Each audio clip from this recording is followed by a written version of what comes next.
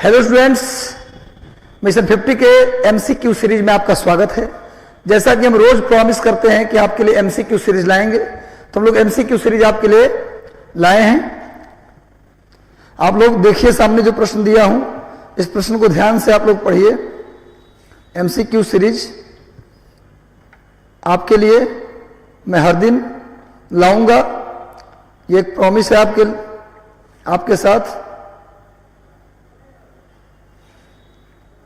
आपके साथ एक प्रॉमिस है कि मैं हर दिन क्या लाऊंगा,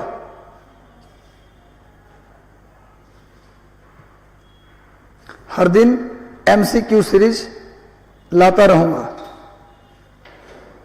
हर दिन एमसीक्यू सीरीज आपके लिए मैं लाऊंगा, तो आप लोग लगातार सेशन से जुड़ जाइए। मेरा प्रण है कि 1000 एमसीक्यू हर दिन आपके लिए मैं लेकर आऊंगा। हर दिन 1000 टोटल हम लोग फाइनली 1000 एमसीक्यू पर बात करेंगे। 1000 एमसीक्यू पर बात हम लोग करेंगे, तो आप लोग लगातार सेशन के साथ जुड़ जाइए। टोटल हम लोग 1000 एमसीक्यू करेंगे। तो देख लो भैया, बिहार की पहला एमसीक्यू देखिए। बिहार की दूसरी आधिकारिक भाषा कौन सी है? कौन सी भैया? संथाली, उर्दू या भोजपुरी? तो बिहार की दूसरी आधिकारिक भाषा क्या है? जल्दी से उत्तर दीजिए आप लोग। उर्दू। जिन्होंने उर्दू दिया है बिल्कुल सही उत्तर है, Urdu is the right answer. Next आइए, बिहार की दूसरी आधिकारिक भाषा उर्दू है। उत्तराखंड की दूसरी आधिकारिक भाषा, उत्तराखंड की लिख लो दूसरी आधिकारिक भाषा संस्कृत है। और उत्तर प्रदेश की दूसरी आधिकारिक भाषा उर्दू है। बिहार की भी उर्दू है। और सबसे ज्यादा आधिकारिक भाषा जम्मू कश्मीर की है। नोट कर लीजिए, सबसे ज्यादा आधिकारिक भाषा ऑफिशियल लैंग्वेज लिख लो जम्मू कश्मीर की है। चलो अगला प्रश्न का उत्तर दो। बिहार में कौन सी ऋतुएं आती हैं? इनमें से कौन कौन सा ऋतु बिहार में आती है? गर्मी, मानसून, जाड़ा या गर्मी, बसंत और मानसून? बिहार की इनमें से कौन सी ऋतु बिहार की है? जल्दी से बताइए, इनमें बिहार में कौन सी ऋतु आती है? तो गर्मी, मानसून और जाड़ा। इसका सही उत्तर होगा गर्मी, मानसून और जाड़ा। सेकंड नंबर, बिहार में ऐसे बसंत ऋतु भी आती है, लेकिन ज्यादा एप्रोप्रिएट क्या होगा? गर्मी, मानसून और जाड़ा। नेक्स्ट आते हैं अगले करंट अफेयर पर। सर अगला बिहार स्पेशल पे हम लोग आते हैं। बिहार में जीटी रोड को किस नाम से जानते हैं? बिहार में जीटी रोड को किस नाम से जानते हैं? NH1, NH2, NH3 या NH4? बिहार में GT road, grand trunk road, जिसे शेर शाह सूरी ने बनवाया था। ग्रैंड ट्रंक रोड का निर्माण शेर शाह सूरी ने करवाया था। शेर शाह सूरी ने करवाया था। और ये जोड़ता था किसको? ये जोड़ता था कलकत्ता, दिल्ली से या आगरा से। उस समय जोड़ता था ये आगरा से कलकत्ता को, आगरा से कलकत्ता को जोड़ता था। आगरा नगर की स्थापना किसने की थी? 1504 में सिकंदर लोदी। आगरा नगर की स्थापना किसने की थी? सिकंदर लोदी ने की थी। तो आगरा से कलकत्ता को जोड़ता है जीटी रोड। इसका सही उत्तर होगा बी।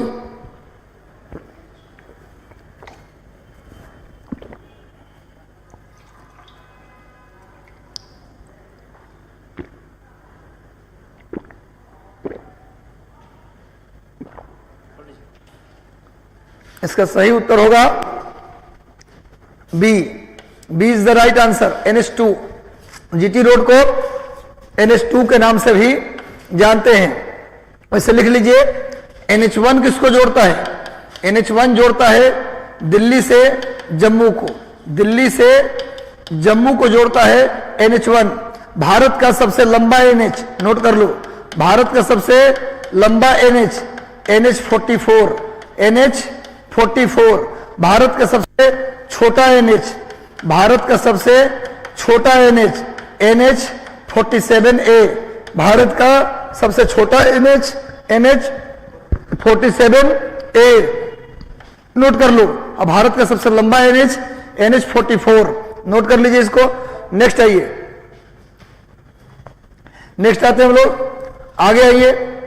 नालंदा विश्वविद्यालय की स्थापना किसके प्रयासों से हुआ था? जल्दी उत्तर दो, बहुत बेहतरीन सवाल।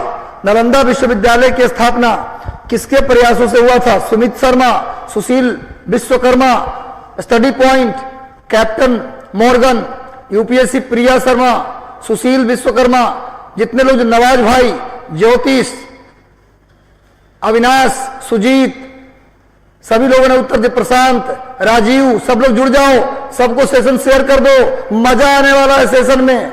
नालंदा विश्वविद्यालय की स्थापना में किसका प्रयास शामिल था मेरे भाई? तो शामिल था किसका? कुमार गुप्त प्रथम। नालंदा विश्वविद्यालय की स्थापना में कुमार गुप्त प्रथम।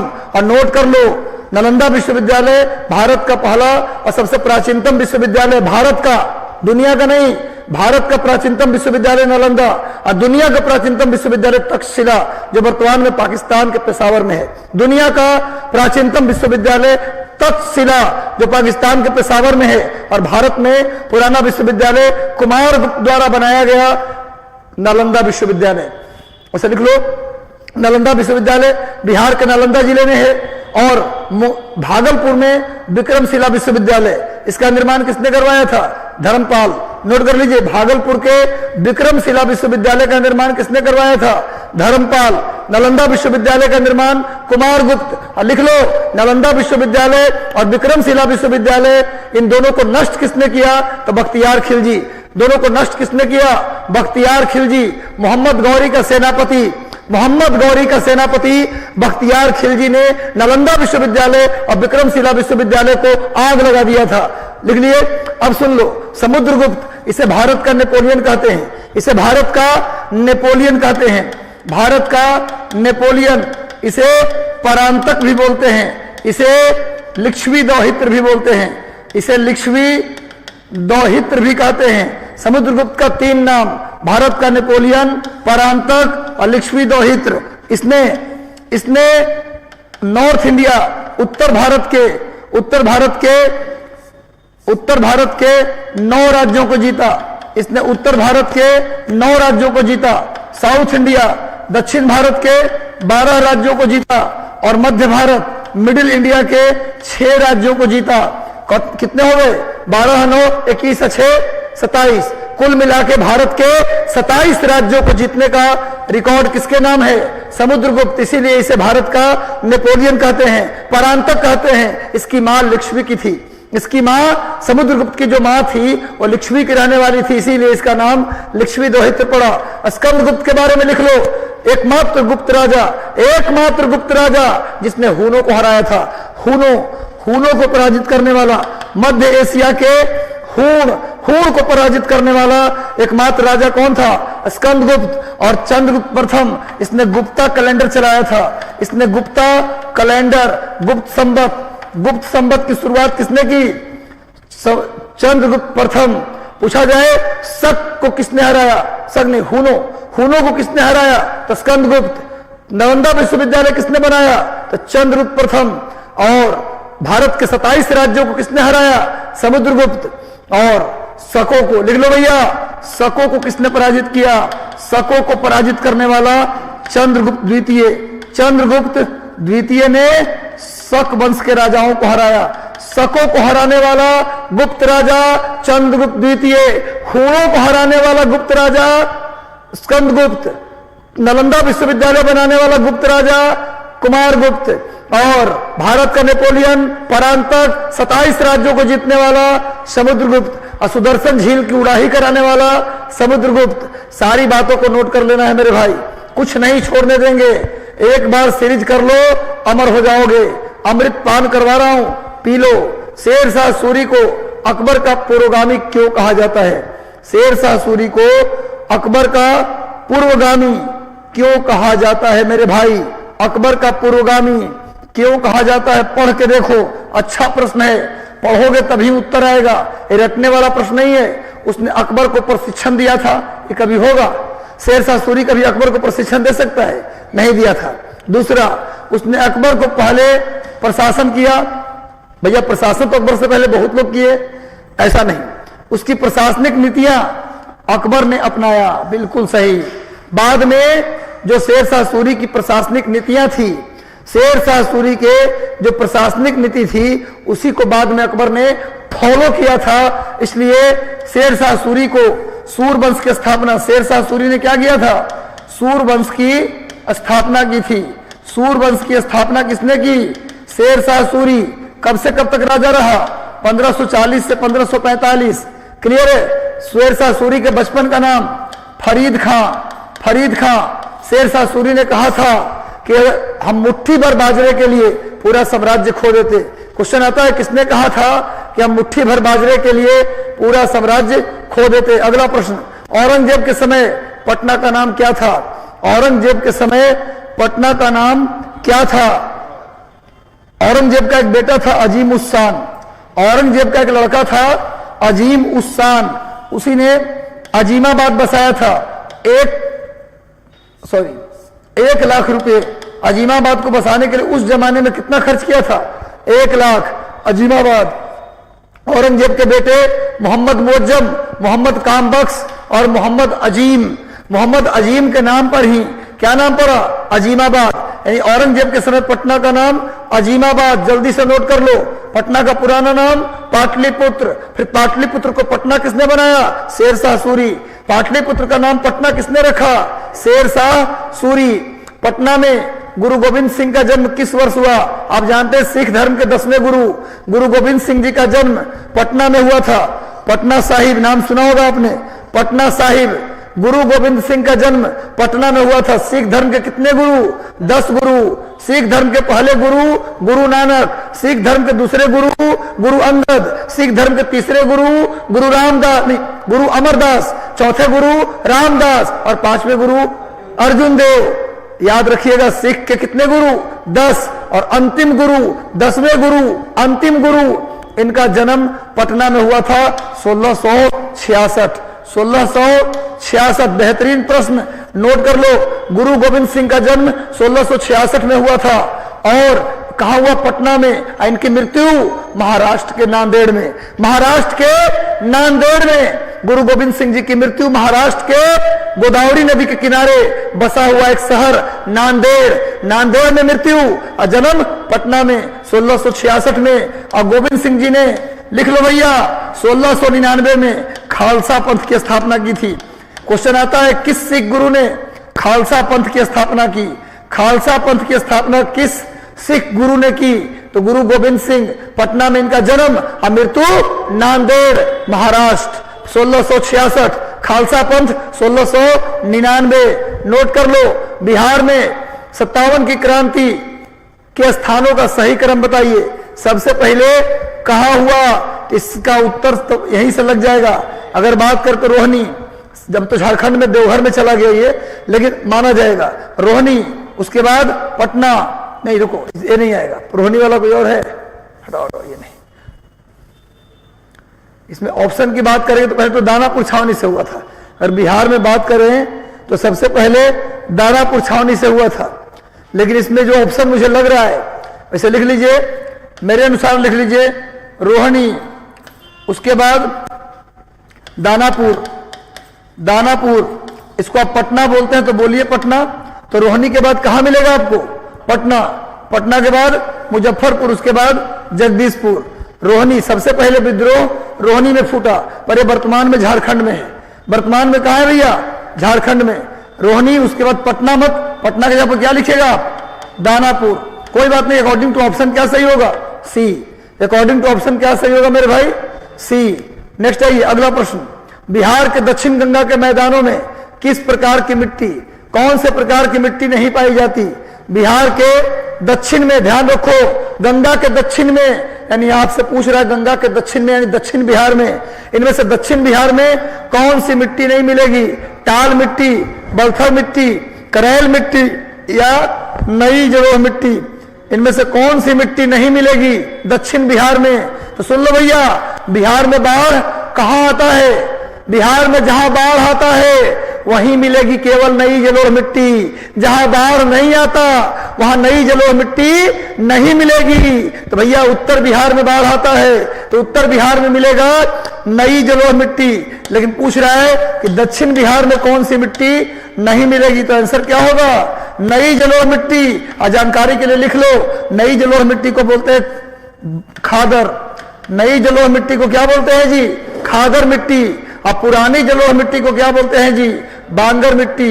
पुरानी जलोढ़ मिट्टी को बोलते हैं बांगर। नोट कर लो, पुरानी जलोढ़ मिट्टी को बांगर और नई जलोढ़ मिट्टी को खादर। पुरानी जलोढ़ मिट्टी को बांगर और नई जलोढ़ मिट्टी को खादर बोलते हैं। जल्दी से नोट कर लो, आगे आ जाओ भैया। नेक्स्ट, बिहार के किस जिले में अग्नि सह मिट्टी मिलती है? ऐसी मिट्टी जो आग को भी सहन कर लेती है।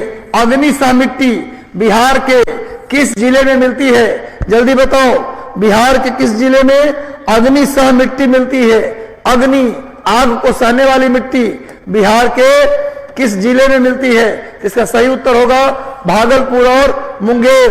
भागलपुर और मुंगेर। भागलपुर को बिहार का सिल्क सिटी भी बोलते हैं। बिहार का सिल्क सिटी किसे बोलते हैं जी? बिहार का रेशम शहर। बिहार का रेशम, सबसे ज्यादा रेशम का उत्पादन भागलपुर में। अब भागलपुर में क्या किया जा रहा है जी? डॉल्फिन प्रजनन केंद्र। डॉल्फिन प्रजनन केंद्र, प्रजनन केंद्र नोट कर लो। भागलपुर में डॉल्फिन प्रजनन केंद्र, भागलपुर मुंगेर में अग्नि सह मिट्टी मिलता है, ध्यान रखो। और भागलपुर को रेशम नगरी यानी सिल्क सिटी के नाम से भी जानते हैं। बिहार के किस जिले में सोरा बिल्कुल नहीं मिलता? बिहार के किस जिले में सोरा नहीं मिलता? सोरा नहीं मिलता किस जिले में? सभी में मिलता है, किसी एक जिले में इसमें से सोरा नहीं मिलता। बिहार के किस जिले में सोरा नहीं पाया जाता? जल्दी से उत्तर दीजिए। मुजफ्फरपुर, गोपालगंज, सारण या किशनगंज? कहां पर सोरा नहीं पाया जाता? तो आंसर क्या होगा? किशनगंज। क्या आंसर होगा? किशनगंज। किशनगंज में हाल ही में क्या किया गया है?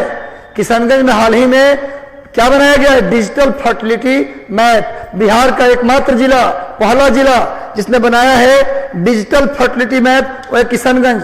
गोपालगंज, सबसे ज्यादा सेक्स रेशियो, सबसे ज्यादा लिंगानुपात वाला जिला गोपालगंज। सबसे ज्यादा पढ़ा लिखा जिला रोहतास। सबसे ज्यादा लिंगानुपात, सेक्स रेशियो गोपालगंज। और यहीं पर इथेनॉल प्लांट लगाया गया है। हाल ही में यहाँ क्या लगाया गया है? Ethanol plant. अब मुजफ्फरपुर में खादी मॉल। मुजफ्फरपुर में क्या खोला गया है? खादी मॉल। नेक्स्ट आइए, अगला करंट, सॉरी अगला बिहार स्पेशल। बिहार में बीड़ी उद्योग कहाँ स्थित है?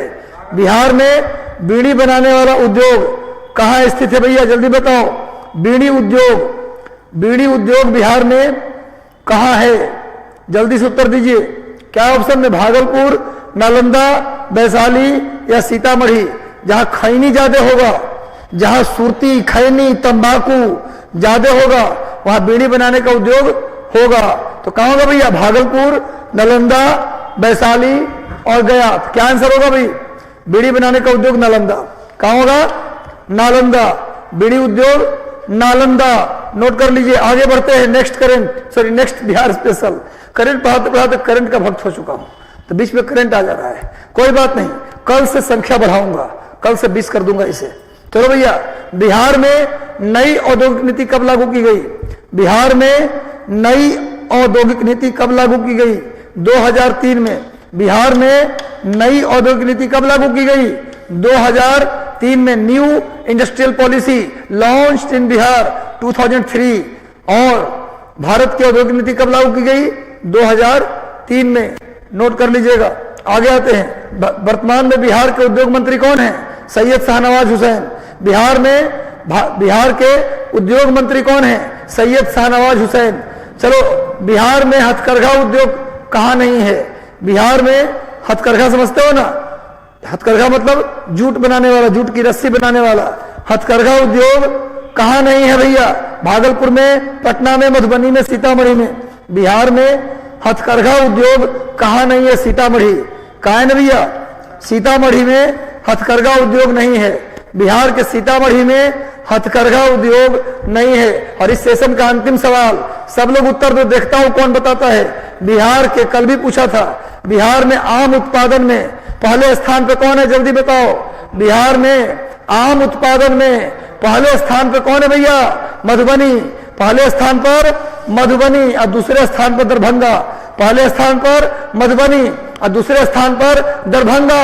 और मधुबनी में हाल ही में गुप्त काल के सिक्के मिले हैं। मधुबनी में क्या मिले हैं? गुप्त काल के सिक्के। तो चलिए आज का सेशन यही समाप्त करते हैं। कैसा लगा आपको सेशन? एक बार जरूर बताइए। जितने लोग जुड़े हैं कमेंट करके बताइए कि मेरा एमसीक्यू सीरीज कैसा जा रहा है, कैसा लगा आपको, मजा आ रहा है, अच्छा लग रहा है, तो जरूर कमेंट करें। सेशन को लाइक कर दें, चैनल पर नए तो सब्सक्राइब कर लें, बेल आइकन दबा दें। इसका प्रिंट आउट, इसका पीडीएफ आपको टेलीग्राम चैनल पर मिल जाएगा, तो टेलीग्राम चैनल से जुड़ जाइएगा। मिशन 50 IAS का। धन्यवाद, ऑल द बेस्ट, मिलते हैं कल।